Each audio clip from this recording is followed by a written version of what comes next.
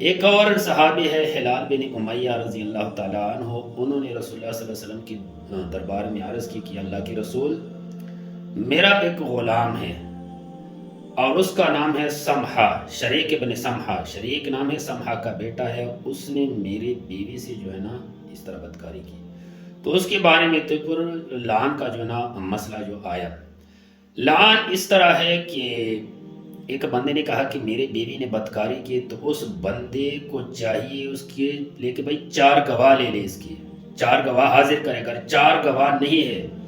پھر 4 دفعہ قسمیں اٹھانا ہے، اور 4 دفعہ قسموں کے بعد 5ویں دفعہ اپنی اوپر لعنت بھیجنا ہے کہ اگر میں جھوٹا ہو اپنی بیوی کے اوپر الزام لگاتا ہوں تو میرے اوپر اللہ تعالیٰ کی لعنت اور غضب ہو،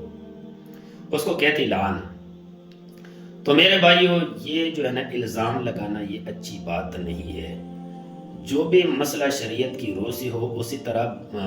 کرنا چاہیے، اگر شریعت نے اجازت دے دے جس حکم کا اسی طرح چلنا چاہیے۔ صحابہ کرام کے دور میں جب بھی کسی صحابی سے غلطی ہو جاتی فوراً رسول اللہ صلی اللہ علیہ وسلم کے دربار میں آ کے عرض کرتے کہ میرے ساتھ میں نے یہ کام کیا، میرے سے یہ کام ہو گیا، مجھے سزا دو۔ تو پھر رسول اللہ صلی اللہ علیہ وسلم جو ہے نا اس کے اوپر شریعت کا جو حد ہے نا وہ قائم کر دیتے۔